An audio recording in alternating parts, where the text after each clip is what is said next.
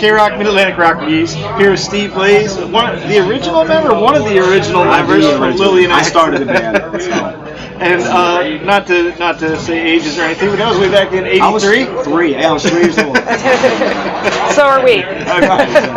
Started early. So you've been around a while, but you guys are touring kind of heavy right now, right?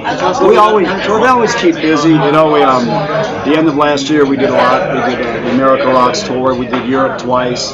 And what we've been doing now this year is we have our 12th albums coming out in a few months. It's a live, unplugged, acoustic.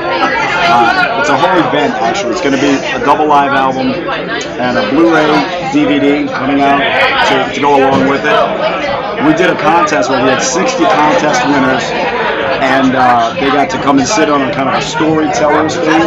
You know, we had full production and drums, bass, but all acoustic stuff. And we did a meet and greet, an hour-long question and answer thing, and 2-hour set. It was catered and everything. It was real personal, and we covered the history of the band, and I talked about the songs in between. And it was a great night. So that was a 7-camera shoot. That's all captured. Did that become the Live and War EP? No. That was just a little one-off. Oh, okay. We wanted to do a couple of things from the Love and War record live. This is totally different. This is all unplugged. Now, you guys are from Louisiana. I think I read on your page. Were you the first band in Louisiana Music Hall of Fame? Is that first correct? hard rock? First hard rock? Yeah. Well, that's all that matters. Well, exactly. That's all we covered, right? We're in there with like Fats Domino and Louis Armstrong. And, I mean, when you look at the list of people, it's incredible. We're first hard rock band. I think the only other hard rock band, well, if you would call them hard rock, yeah, Zebra. Oh, yeah. They were inducted a couple of months after we were, so it's a great honor. It makes you feel good because it's from your state. And in a time where, especially the city of New Orleans, the entertainment industry there really doesn't support rock music at all. So to be inducted meant a lot to us. There's a lot of vindication.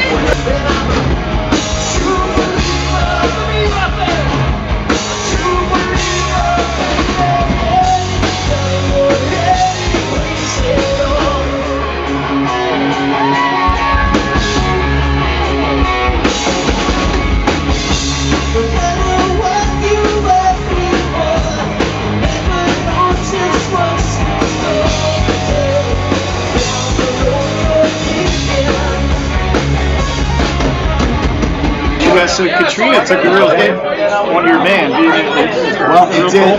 Yeah, it did. You know, not only for some of our families and some of our homes and whatnot, but to watch our city be just brutally destroyed like that. I mean, you know, the things that we saw were just unreal. Like, if you could imagine an entire take this place right here, completely laid to the ground, nothing but just earth and wood and shambles. It freaked you out, you know. But the city has really bounced back a lot, and you know, people have really put together. When you saw what was going on there and where it is now, it's unbelievable. When I look at your songs, there's a lot of sort of like end of days kind of sounding sort of songs. Was it always like that? Did Katrina have anything to do with inspiring any of that, or is it just coincidence? Not really. You know, when we first started out, obviously I was a lot younger and different life experiences. So there was, you know, we had our girls' love songs, and usually were tongue in cheek, you know. But there was always this very serious kind of, I hate to use a term because it's overused, not a dark side, but a more spiritual, deeper side that eventually just kind of took over all the music around poetic justice time. Yeah. I'm going back looking at some of the old videos, like the MTV videos. Were those fun to make, or were they a pain? Were they good times? Or was it? They were hard to make. Every single one we did was, you know, we did Dream of a Lifetime. We had never done a video like that before. It was difficult. You know, they basically told us what to do. Show a Little Love was fun, but it was a huge cast. The problem is that we shot all day and all night.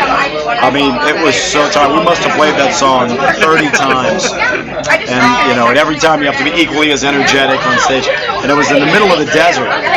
We found out a couple of days later that there was a faulty lens on one of the main cameras. And we had to go and reshoot the entire thing. It cost like 80 grand that they lost on it. So, And then, no matter what, was a little more fun, but it was just quick. And we were on tour. We were really tired. And we had to drive in a blizzard to get there. So, but you know, things have changed a lot. In the video.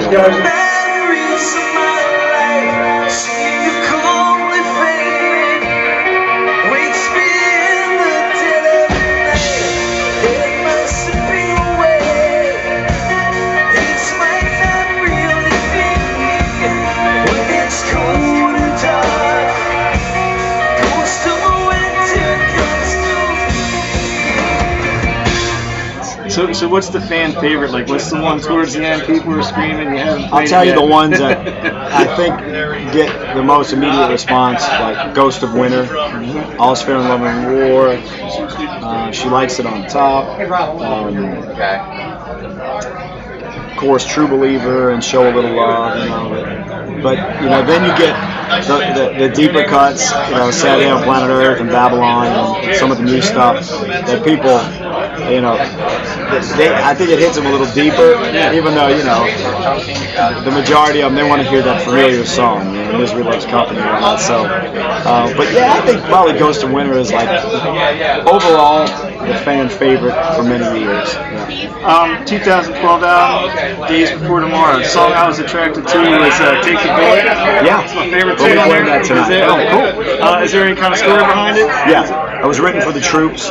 We have a great appreciation for all the service members and all branches of the armed forces, and we actually did I have my own line of guitars, and we auctioned off raffle tickets to win one of my guitars over the course of a whole year. It was a U.S. Air Force guitar, and all the money went to the family members of these 9 servicemen and women that got killed in one incident a couple of years ago.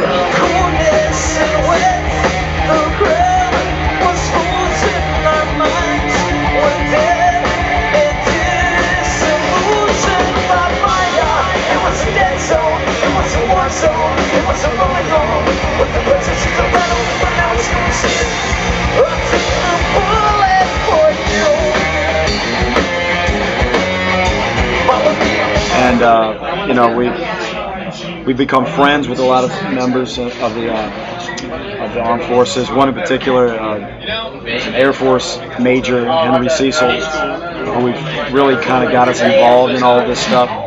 And he sent me an American flag and patches and coins and videos. They named one of their missions after the band. And had General David Petraeus autographed one of our albums, sent it to us. So we have a great fondness for the service, and we, you know, very vocal about it. So the song was written for our armed forces. Well, this is Steve Blaze, one of the original founding member, Lillian Axe. We're looking forward to seeing them tonight. Steve, thanks for taking time. Oh, my pleasure. Thanks very much. Appreciate it.